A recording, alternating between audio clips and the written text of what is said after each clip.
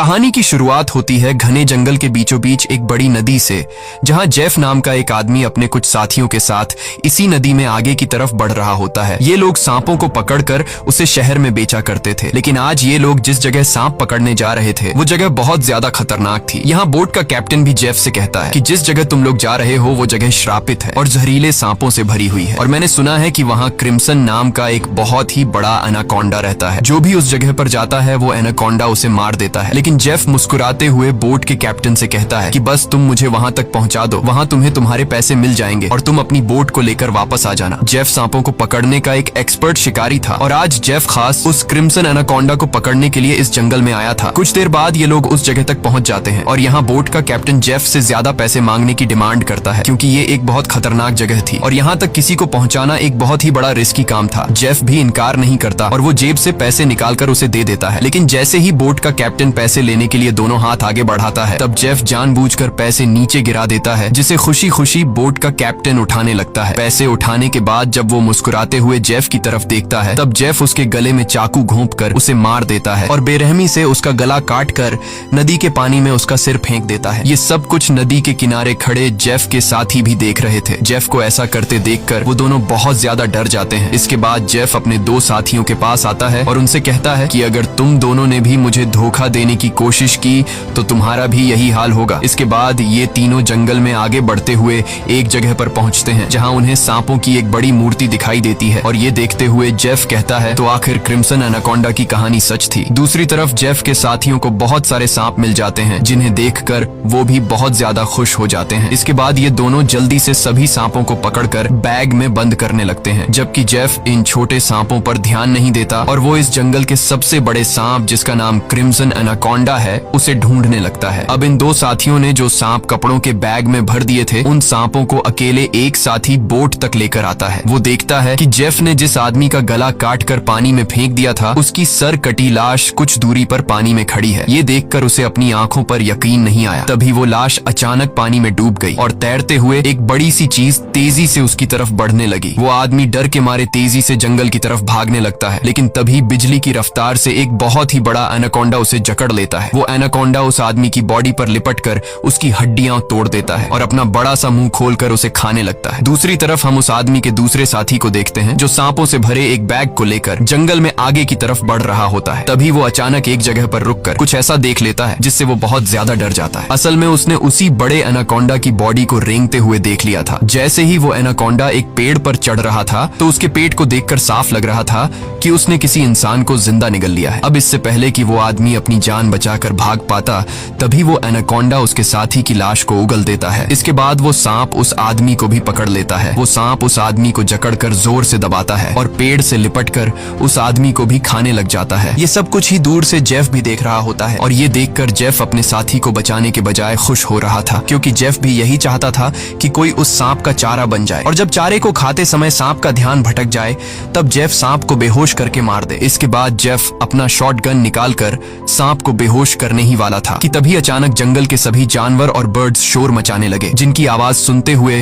वो एनाकोंडा अपने शिकार को ऐसे ही छोड़कर चला जाता है। आखिर कुछ तो ऐसा था जिससे जंगल के सभी जानवर डर रहे थे। अब यहाँ सीन कट होता है और हमें एक सर्कस शो दिखाया जाता है। ये सर्कस अब बंद होने के कगार पर था। कोई भी इस सर्कस को देखने का इंटरेस्ट नहीं रखता था। यहाँ सर्कस के मालिक के पास बिली यांग नाम का एक लड़का आता है, जो सर्कस के मालिक को पैसों से भरा हुआ एक सूटकेस देकर सर्कस में काम करने वाले सभी लोगों को खरीद लेता है, क्योंकि उसने थाईलैंड जाकर एक नया सर्कस खोलने का प्लान बनाया हुआ था। सर्कस के लोग बिली यांग के पास इतने सारे पैसे देखकर परेशान हो जाते हैं, क्योंकि आज से कुछ साल पहले बिली यांग बहुत गरीब हुआ करता था। वो भी इन लोगों के साथ मिलकर सर्कस में काम किया करता था, लेकिन पता नहीं कि बिली यांग अब कौन सा ऐसा काम करने लगा जिससे वो रातों रात इतना अमीर हो गया। अगली सुबह बिली यांग बोट के जरिए सभी लोगों को थाईलैंड ले जाने का प्लान बनाता है। अब क्योंकि बिली यांग ने इन सभी लोगों को खरीद लिया था, इसलिए ये सभी उसकी बात मानकर बोट में बैठ जाते हैं और बोट का कैप्टन बोट को चलाने लगता है। रास्ते में बिली यांग बाथरूम में छिपकर किसी को कॉल करता है और कॉल पर वो सामने वाले से कहता है कि डिलीवरी तैयार है, जल्द ही मैं इन लोगों को लेकर तुम्हारे पास पहुंच जाऊंगा। बिली यांग की इन बातों से हमें पता चलता है कि वह बोट पर मौजूद लोगों के साथ कुछ गलत करने वाला है। कुछ दूर आगे जाने के बाद ये लोग देखते हैं कि आगे का रास्ता बंद है, जहां लकड़ी और कई सारे कंटेनर्स रखकर किसी ने रास्ता रोक दिया था। तब बोट का कैप्टन कहता है कि हम दूसरे रास्ते से जा सकते हैं, लेकिन उस रास्ते से जाते हुए हमें थाईलैंड पहुंचने में बहुत टाइम लगेगा। इसलिए बिली यांग को कैप्टन का आइडिया पसंद नहीं आता। वो कैप्टन को धमकी देता है कि जो भी हो हमें वक्त पर थाईलैंड पहुंचना है, क्योंकि वहां हमारा शो है जिसके पैसे मैं एडवांस ले चुका हूं। अगर हमने शो नहीं किया तो हम बर्बाद हो जाएंगे। कैप्टन कहता है कि अगर तुम लोग लंबे रास्ते से नहीं जाना चाहते तो फिर हमारे पास यही एक रास्ता है। वह कहता है कि हम इन सारी चीजों को बॉम्ब से उड़ा देंगे और अपना रास्ता बनाकर यहाँ से निकल जाएंगे। बिली यांग को कैप्टन की बात ठीक लगती है और वो इसके लिए तैयार हो जाता है, लेकिन उन्हें पता नहीं था कि ये लोग कितनी बड़ी गलती करने जा रहे हैं। इसके बाद ये लोग कंटेनर्स के पास बॉम्ब रखते हैं और फिर उन्हें रिमोट से उड़ा देते हैं। ऐसा करने से उनका रास्ता तो साफ हो गया, लेकिन धमाके की वजह से ढेर सारे सांप उनके बोट पर गिर जाते हैं, क्योंकि उन सभी कंटेनर्स में सांप भरे थे। डर के मारे ये लोग यहाँ वहाँ भागने लगते हैं। अब पूरी बोट सांपों से भर चुकी थी और ये सांप बोट पर मौजूद लोगों को डसने लगते हैं। यहाँ लेनी नाम की एक लड़की समझदारी से काम लेते हुए पाइप के जरिए प्रेशर से पानी खोल देती है और अपने आसपास जितने भी सांप होते हैं सबको बोट से नीचे पानी में गिरा देती है। बिली यांग डर के मारे बोट के बाथरूम में छिप जाता है, लेकिन तभी अचानक बाथरूम की छत टूट जाती है और बहुत सारे सांप बिली यांग के ऊपर गिर जाते हैं। उनसे बचने के लिए वह नदी में कूद जाता है और तैरते हुए किनारे तक पहुंचता है, लेकिन वहां पर भी एक किंग कोबरा उसके सामने आ जाता है। अब इससे पहले कि वो किंग कोबरा बिली को काट पाता, तभी कोई आदमी सांप पर पैर रखकर उसे कुचल देता है और बिली यांग की जान बचा लेता है। यह इंसान कोई और नहीं बल्कि जेफ था। अब जेफ ने बिली की जान बचाई थी, इसलिए बिली उसे अपने बोट पर ले आता है। जेफ यहाँ सभी से झूठ कहता है कि मैं एक वाइल्ड एक्सप्लोरर हूँ और एक एक्सीडेंट की वजह से यहाँ जंगल में फंस गया हूँ। तभी सर्कस के एक आदमी जिसका नाम जियाओ है, उसके कान में तेज दर्द होने लगता है। दर्द इतना ज्यादा था कि वह नीचे गिर जाता है। जब जेफ उसके कान में गौर से देखता है तो उसे पता चल जाता है कि जियाओ के कान में तकलीफ क्यों हो रही है। इसके बाद जेफ अपनी उंगली पर एक कट लगाकर उसे जियाओ के कान के पास ले जाता है और तभी जियाओ के कान से एक पतला जहरीला सांप निकलकर जेफ की उंगली को काट देता है, लेकिन सांप के काटने के बावजूद जेफ को कुछ नहीं होता और वह उस पतले सांप को पानी में फेंक देता है। ये देखकर लेनी बहुत हैरान हो जाती है और सोचने लगती है कि आखिर सांप के काटने के बाद भी जेफ पर जहर का असर क्यों नहीं हुआ। लेनी भी सांपों के बारे में जानकारी रखती थी। वह जानती थी कि एक सांप के जहर से इम्यून होने के लिए इंसान को बहुत सारा सांप का जहर अपने शरीर में डालना पड़ता है, तब जाकर उस इंसान पर सांप के जहर का असर नहीं होता। ये सारी चीज वह बिली यांग को भी बताती है और कहती है, मुझे जेफ ठीक नहीं लग रहा। तुमने भी देखा कि सांप ने उसे उंगली पर काटा, लेकिन जेफ को कुछ नहीं हुआ। लेकिन बिली यांग लेनी की बातों पर ध्यान नहीं देता और कहता है कि हमें जेफ का शुक्रिया अदा करना चाहिए, क्योंकि उसने मेरी और हमारे एक साथी की जान बचाई है। दूसरी तरफ जेफ इस बोट के कैप्टन से मिलता है। जेफ बोट के कैप्टन को ढेर सारे पैसे देकर एक नक्शा दिखाता है और बोट के कैप्टन से कहता है कि अगर तुमने मुझे नक्शे पर बताई गई जगह पर पहुंचाया तो मैं वहां पहुंचकर तुम्हें और भी ढेर सारे पैसे दूंगा। कैप्टन उस जगह का नाम सुनते ही बंदूक उठाकर जेफ पर तान देता है। वह कहता है कि अगर दोबारा तुमने वहां जाने की बात की तो मैं तुम्हें गोली मार दूंगा। दरअसल कैप्टन भी उस जगह के बारे में जानता था कि वहां एक बहुत ही खतरनाक क्रिम्सन नाम का एनाकोंडा रहता है। यह सुनकर जेफ वहां से चला जाता है। कैप्टन बोट में बैठकर मछलियां पकड़ने लगता है, लेकिन तभी हम देखते हैं कि कैप्टन जिस फिशिंग रॉड से मछलियां पकड़ रहा था वह फिशिंग रॉड नीचे से कोई जोर से खींचता है, जिसकी वजह से वह फिशिंग रॉड कैप्टन के हाथ से छूटकर नीचे गिर जाती है। अब कैप्टन उस फिशिंग रॉड को उठाने के लिए नीचे झुकता है, लेकिन तभी उसे कोई पानी में नीचे खींच लेता है। दरअसल कैप्टन को किसी और ने नहीं बल्कि जेफ ने पानी में नीचे खींचा था। कैप्टन को मारने के बाद जेफ कैप्टन की बॉडी को उस जंगल में मौजूद एनाकोंडा को बुलाने के लिए चारे के तौर पर इस्तेमाल करता है। कुछ देर बाद सभी कैप्टन को ढूंढने लगते हैं, लेकिन बोट का कैप्टन उन लोगों को कहीं पर भी नहीं मिलता। लेनी को जेफ पर शक होने लगता है कि कहीं जेफ ने उसे मार तो नहीं दिया। वह जेफ से पूछती है कि कैप्टन कहाँ है, लेकिन जेफ कहता है कि मुझे कैप्टन के बारे में कुछ भी नहीं पता। वह यह भी कहता है कि यह जंगल है, यहाँ इंसानों का गायब होना आम बात है। तभी अचानक पूरे जंगल में एक अजीब सा शोर छा जाता है। जंगल के सभी परिंदे और जानवर शोर मचाकर भागने लगते हैं। तभी एकदम से उन सबको पानी में कुछ अजीब सी हलचल सुनाई देती है। एक साथी कहता है कि यह आवाज कैसी है। तब जेफ खुश होकर कहता है कि कुछ बड़ा आने वाला है। जेफ की खुशी से ये साफ जाहिर हो रहा था कि जैसे वह इस आने वाले खतरे का इंतजार कर रहा था। तभी हम देखते हैं कि नदी की गहराई में एक बहुत ही बड़ा एनाकोंडा जेफ के लगाए जाल की तरफ बढ़ रहा है। जेफ का लगाया हुआ फिशिंग रॉड जोरों से नीचे की तरफ खींचता है। अब जेफ एनाकोंडा को पकड़ने के लिए फिशिंग रॉड को पकड़ने की कोशिश करता है, लेकिन वह एनाकोंडा इतनी आसानी से जेफ के जाल में कहां फंसने वाला था। तभी वह एनाकोंडा उनके सामने आ जाता है। यह एनाकोंडा आकार में बहुत बड़ा और बेहद डरावना था, जिसे देखकर सबके गले में सांसें अटक जाती हैं। जेफ ने जो फिशिंग रॉड की रस्सी पकड़ी हुई थी, एनाकोंडा उस रस्सी को जोर से खींचता है, जिससे जेफ नीचे पानी में गिर जाता है। वह एनाकोंडा जेफ को पानी में इधर उधर पटकने लगता है, लेकिन जेफ इतनी आसानी से हार मानने वाला नहीं था। वह खुद को बचाने के लिए तैरते हुए उसी नदी में मौजूद एक छोटी बोट पर चढ़ जाता है और एनाकोंडा को पकड़ने वाले जाल की रस्सी को उसी बोट से बांध लेता है। अब वह बोट पर खड़े होकर एक नुकीले औजार से उस एनाकोंडा पर वार करता है, लेकिन उस वार से एनाकोंडा पर कुछ ज्यादा असर नहीं होता। एनाकोंडा जेफ को पकड़ लेता है। वह एनाकोंडा जेफ के साथ साथ उस बोट के ऊपर लिपटकर नीचे पानी में डुबो देता है। दूर खड़े ये लोग यह सब कुछ देख रहे थे और उन्हें लगता है कि जेफ मारा गया, लेकिन अगले ही पल जेफ तैरता हुआ पीछे से वापस बोट में आ जाता है। ये देखकर सभी लोग हैरान रह जाते हैं। अब जेफ फिर से पानी में एनाकोंडा ढूंढने लगता है, लेकिन उसे नहीं पता था कि एनाकोंडा अब पानी में नहीं बल्कि उसके पीछे बोट की छत पर है। एनाकोंडा सबके सामने अपने मुंह से कैप्टन की बॉडी को उगल देता है। ये देखकर बोट पर सभी लोग बहुत डर जाते हैं। ये लोग एनाकोंडा से खुद को बचाने के लिए इधर उधर भागने लगते हैं। वह एनाकोंडा कमरे में बंद सर्कस के 2 साथियों को मारने ही वाला था कि तब भी पीछे से जेफ हाथ में एक नुकीला औजार लिए एनाकोंडा पर हमला कर देता है, जिससे एनाकोंडा और भी ज्यादा गुस्सा हो जाता है और अब एनाकोंडा जेफ की तरफ बढ़ने लगता है। लेकिन जेफ एनाकोंडा से खुद को बचाते हुए उससे छिप जाता है, मगर एनाकोंडा भी जेफ का पीछा नहीं छोड़ता।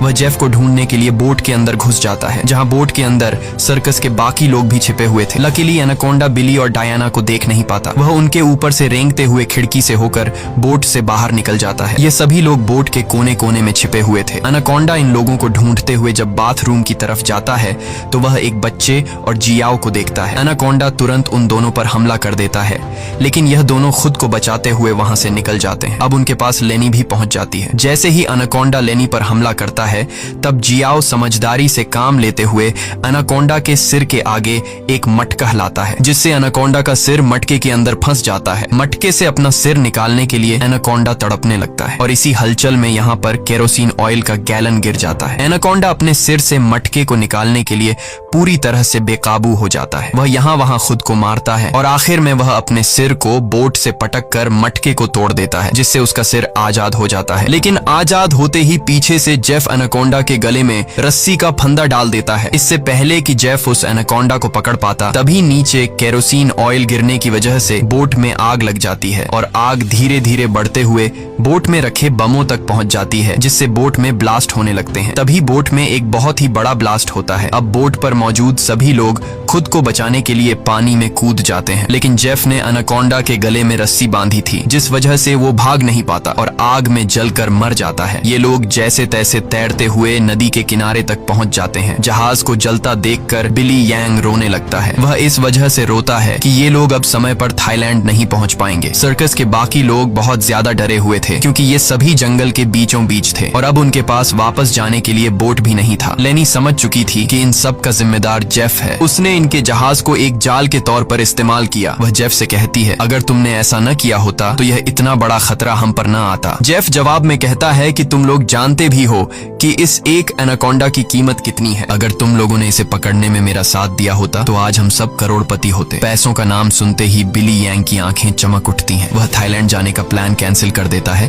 और दौड़कर जेफ के पास आता है और कहता है, मैं तुम्हारे साथ हूँ। बताओ इस एनाकोंडा को पकड़ने के लिए हम क्या कर सकते हैं और हमें पैसे कैसे मिलेंगे। उसके बाद जेफ एक मैप निकालता है और उन्हें दिखाते हुए कहता है, अगर तुम लोग मेरी मदद करोगे तो इस मैप के जरिए मैं तुम्हें 1-2 दिन के अंदर थाईलैंड पहुंचा दूंगा। अब यहाँ बिली यांग और टीम के बाकी लोग जेफ के बोट तक जाने के लिए मान जाते हैं, लेकिन लेनी को जेफ पर बिल्कुल भी भरोसा नहीं था, इसलिए वह वहां जाने से इनकार कर देती है। तभी सर्कस टीम की एक लड़की की तबीयत अचानक खराब होने लगती है। जब बिली यांग उसके कंधे को देखता है तो उन्हें पता चलता है कि उस लड़की को एक बहुत ही खतरनाक मकड़ी ने काटा है, जिसके जहर से वो मर भी सकती थी। ये देखकर जेफ वहां पर मौजूद सभी लोगों से कहता है, मेरे पास एक ऐसी दवाई है जिससे उस लड़की का इलाज हो सकता है, लेकिन वह दवाई मेरे बोट में रखी गई है। अगर तुम इसका इलाज करना चाहते हो तो तुम्हें मुझे मेरी बोट तक पहुंचाना होगा। अब न चाहते हुए भी लेनी जेफ के साथ चलने को तैयार हो जाती है। कई घंटों के सफर के बाद जब एक साथी नदी का पानी पीने लगता है, तब जेफ उसे रोक देता है और जेफ सभी से कहता है, यहाँ का पानी कभी भी मत पियो। यहाँ के पानी में ऐसे कीड़े हैं जो पानी पीते समय इंसान के अंदर चले जाते हैं। इसके बाद वो कीड़े उस इंसान के अंदर ऐसी प्यास लगाते हैं कि वो पानी पीते पीते खुद को नदी में डुबाकर मार देता है। रास्ते में इन लोगों को भूख लग जाती है। तब जेफ पास के पत्थरों से एक सांप पकड़ता है और फिर ये लोग सांप का जहर निकालकर उसे पकाते हैं और उसे खाकर गुजारा करते हैं। इसके बाद ये लोग फिर से अपना सफर जारी रखते हैं। कुछ देर बाद रात हो जाती है। रात को ये लोग पहाड़ के एक सुरंग में रुकते हैं जहाँ ये लोग आग जलाते हैं और जेफ साइड पर बैठा अपनी मैप पर बने हुए एनाकोंडा को देख रहा था। जेफ उस समय के बारे में सोचता है जब वो एनाकोंडा उसके सामने आया था। वो एनाकोंडा जेफ को मारने ही वाला था, लेकिन जेफ समझदारी से काम लेते हुए एक लकड़ी की बॉक्स में खुद को छुपा देता है। वो बॉक्स एक ढलान में रखी हुई थी, इसलिए जेफ बॉक्स को धक्का देकर रगड़ते हुए नीचे नदी तक पहुंच जाता है। अब जेफ इस बॉक्स से खुद को निकालने की कोशिश तो करता है, लेकिन बदकिस्मती से जेफ उस बॉक्स में हमेशा के लिए बंद हो गया और काफी समय तक जेफ उसी बॉक्स में फंसा रहा। इसके बाद ये लोग आते हैं। इन लोगों ने रास्ता खोलने के लिए डायनामाइट लगाकर कंटेनर तोड़ दिए, जिसमें से जेफ बाहर निकल गया और उनके साथ मिल गया। सीन फिर से प्रेजेंट में आता है जहां जेफ इस मैप को देख रहा था। तभी बिली यांग उसके पास आता है और कहता है, तुम उसी एनाकोंडा को पकड़ना चाहते हो ना? जेफ कहता है, हाँ, ये एक बहुत ही बड़ा एनाकोंडा है, एक ऐसा एनाकोंडा जो इस पूरे जंगल का राजा है। यहाँ के सभी जानवर इस एनाकोंडा से डरते हैं। इसने दुनिया के बड़े बड़े शिकार किए हैं, यहाँ तक कि इसने अपने ही जैसे बड़े बड़े एनाकोंडा को मार गिराया, और अगर हम उसे पकड़ने में कामयाब हुए तो हम रातों रात मिलियनेयर बन जाएंगे। पैसों का सुनते ही बिली यंग कहता है, मैं आपके साथ उस एनाकोंडा को पकड़ने के लिए तैयार हूँ। अब काफी रात हो जाती है और ये सभी लोग सो जाते हैं। तभी सर्कस के एक साथी की किसी अजीब सी आवाज से आंख खुलती है। वो देखता है कि उसका भाई यहाँ नहीं है। अपने भाई को ढूंढते हुए वो उस सुरंग से बाहर आया और उसे ढूंढते हुए नदी के पास जाता है, जहाँ वो देखता है कि उसका भाई अपने आप को नदी के पानी में डुबाने की कोशिश कर रहा है। ये आदमी उसे ऐसा करने से रोकता है, पर उसका भाई इसकी कोई बात नहीं सुनता। और तब वो देखता है कि उसके भाई की नाक से कुछ अजीब से कीड़े निकल रहे हैं, जिसे देखकर वो समझ जाता है कि इसने इस नदी का पानी पी लिया है। जो कि जेफ ने बताया भी था कि इस नदी का पानी पीने के बाद उस पानी के अंदर मौजूद कीड़े उस इंसान को इतनी प्यास लगा देते हैं कि वो इंसान खुद को उस पानी के अंदर डुबाने पर मजबूर हो जाता है। और ठीक ऐसा ही होता है। अपने भाई को मरा हुआ देखकर ये आदमी बहुत ज्यादा रोता है और वापस सुरंग में आ जाता है। अगली सुबह ये लोग दोबारा अपने सफर पर निकल जाते हैं। कई घंटों का सफर तय करने के बाद ये लोग एक नदी के पास पहुंच जाते हैं और अब इन लोगों को अपनी मंजिल तक पहुंचने के लिए उस नदी में से होते हुए पैदल जाना पड़ेगा। अब ये लोग पहले तो उस नदी में उतरने से काफी ज्यादा डर रहे थे, लेकिन कोई दूसरा रास्ता न होने की वजह से मजबूरन इन लोगों को उस नदी में उतरना पड़ता है। थोड़ा ही आगे जाने के बाद अचानक एक लड़का नीचे की तरफ इशारा करता है और हम देखते हैं कि इन लोगों को एक बड़े एनाकोंडा ने चारों तरफ से घेर लिया है। इनका एक साथी जिसका भाई रात को ही मरा था, वह डर के मारे सबके पीछे आ रहा था, लेकिन तभी पीछे से एक बड़ा एनाकोंडा उस पर हमला कर देता है और उसे बुरी तरह से जकड़ लेता है। लेनी उसकी मदद करने के लिए आगे बढ़ती है, पर वह ज्यादा कुछ नहीं कर पाती क्योंकि उसके पहुंचने से पहले ही एनाकोंडा उस आदमी की हड्डियों को तोड़ चुका था और फिर वह एनाकोंडा उस आदमी को अपने साथ पानी में डुबा देता है। अब ये लोग अपनी जान बचाने के लिए नदी में आगे की तरफ भागने लगते हैं। कुछ देर बाद आखिर ये सब लोग जेफ की बोट तक पहुंच जाते हैं, जहां जेफ अपने वादे के मुताबिक उन लोगों को उस लड़की के लिए एंटीडोट दे देता है जिसे कंधे पर जहरीली मकड़ी ने काटा था। अब यहाँ से थाईलैंड की जमीन भी काफी करीब थी और ये सभी थाईलैंड जाने के लिए निकलते हैं, लेकिन तभी जेफ उन लोगों को रोक देता है। दरअसल जेफ इसलिए इन लोगों को इस जगह पर लाया था ताकि वो इन लोगों को चारे की तरह इस्तेमाल कर सके। जेफ उन सब लोगों से कहता है कि मैं तुम सब लोगों को वादे के मुताबिक सही सलामत यहाँ तक ले आया हूँ, लेकिन अब तुम लोगों को भी अपना वादा पूरा करना होगा, तुम्हें मेरी मदद करनी होगी। तब वो छोटा बच्चा जेफ से कहता है कि अगर तो तुम्हारी ये मदद उस एनाकोंडा से जुड़ी है तो हम तुम्हारी कोई मदद नहीं करेंगे। इनकी ये बातें सुनते ही जेफ अपनी बंदूक निकाल लेता है और बिली यांग भी चाकू निकाल कर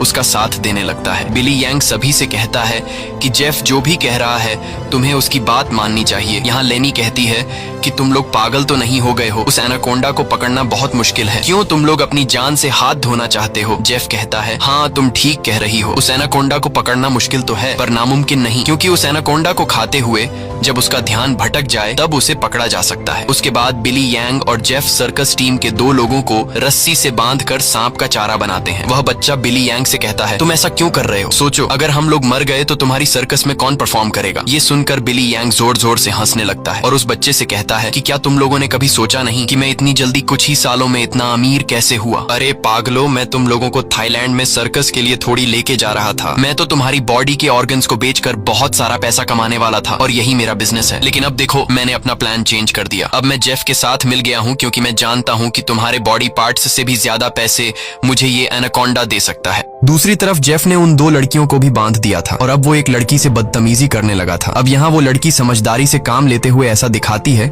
कि वो जेफ का साथ देना चाहती है। जेफ उसकी चाल को समझ नहीं पाता। वो लड़की जेफ के करीब आकर जेफ के बालों में हाथ मारने लगती है और मौका मिलते ही वो लड़की जेफ की पॉकेट से गन निकालकर जेफ पर तान देती है। अब वो लड़की जैसे ही जेफ को शूट करती है तो बंदूक से गोली नहीं चलती क्योंकि उसको बंदूक का लॉक खोलना नहीं आ रहा था। अब जेफ गुस्से में आकर उससे बंदूक छीन लेता है और उसी लड़की पर तान कर उसे मारने ही वाला होता है कि तब तक लेनी ने भी खुद को आजाद कर लिया था और वो एक शीशे के नुकीले टुकड़े से जेफ के पेट पर वार करती है। अब जेफ लेनी को धक्का देकर पीछे धकेल देता है, लेकिन तब वो दूसरी लड़की भी जेफ पर हमला कर देती है और पीछे से लेनी भी जेफ से बंदूक छीनने की कोशिश करती है। इसी हाथापाई में गोली चलने की आवाज आती है, लेकिन पता नहीं चल पाता कि ये गोली किसको लगी। दूसरी तरफ हम उन 2 लोगों को देखते हैं जिन्हें बिली यांग ने एनाकोंडा के लिए चारा बनाया था। वो दोनों बेचारे डर के मारे तड़प रहे होते हैं। कुछ देर बाद एक बड़ा सा एनाकोंडा उन दोनों को खाने के लिए धीरे धीरे उनकी तरफ बढ़ने लगता है, जबकि दूर खड़ा बिली यांग मजे से ये सारा नजारा देख रहा था। बिली यांग इंतजार में था कि कब वो एनाकोंडा उन पर हमला करेगा और मैं रस्सी को खींचकर उस एनाकोंडा को पकड़ लूंगा, लेकिन वो ये नहीं जानता था कि जहां पर वो खड़ा है ठीक उसके ऊपर से एक दूसरा एनाकोंडा उस पर हमला करने के लिए आगे बढ़ रहा है। अब इससे पहले कि बिली यांग उस एनाकोंडा को देख पाता,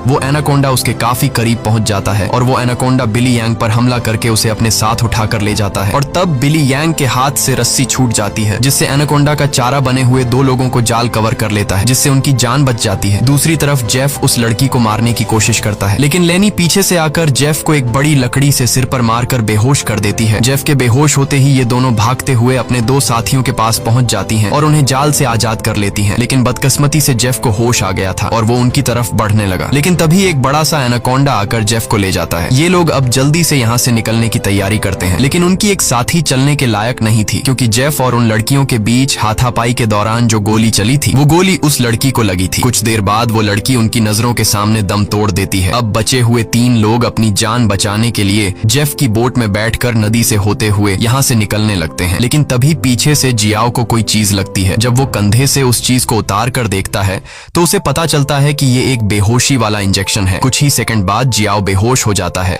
और जियाओ को बेहोश करने वाला कोई और नहीं बल्कि जेफ ही था, यानी उस एनाकोंडा के हमले से भी वो बच गया था और उसने एनाकोंडा का सिर काटकर उसे मार दिया था। अब जेफ उन तीनों को पकड़कर एनाकोंडा के चारे के लिए बांध देता है और उनके चारों तरफ तेज धार वाली लोहे की तार बांध देता है और साथ में वहां पर खून भी छिड़क देता है, जिसके बाद वो उनके जाल की रस्सी को पकड़कर यहाँ से कुछ दूर खड़ा हो जाता है। कुछ देर बाद कई सारे एनाकोंडास खून को सूंघते हुए उन तीनों की तरफ बढ़ने लगते हैं। ये तीनों बहुत ज्यादा डरे हुए होते हैं और उनको अपनी मौत आंखों के सामने नजर आ रही होती है। ये सभी एनाकोंडास उन तीनों को मारने के लिए उनके काफी करीब पहुंच जाते हैं, लेकिन तभी एक बार फिर से जंगल के सभी जानवर शोर मचाकर भागने लगते हैं और यहाँ पर मौजूद सभी एनाकोंडास भी किसी को देखकर एक एक करके भागने लगते हैं। लेकिन एक एनाकोंडा अभी भी उन तीनों को मारने के लिए रुका हुआ था, पर तभी वहां पर क्रिम्सन एनाकोंडा आ जाता है और वो उस अकेले रुके हुए सांप पर हमला करके उसे एक ही झटके में मार देता है। यहाँ हम उस क्रिम्सन एनाकोंडा को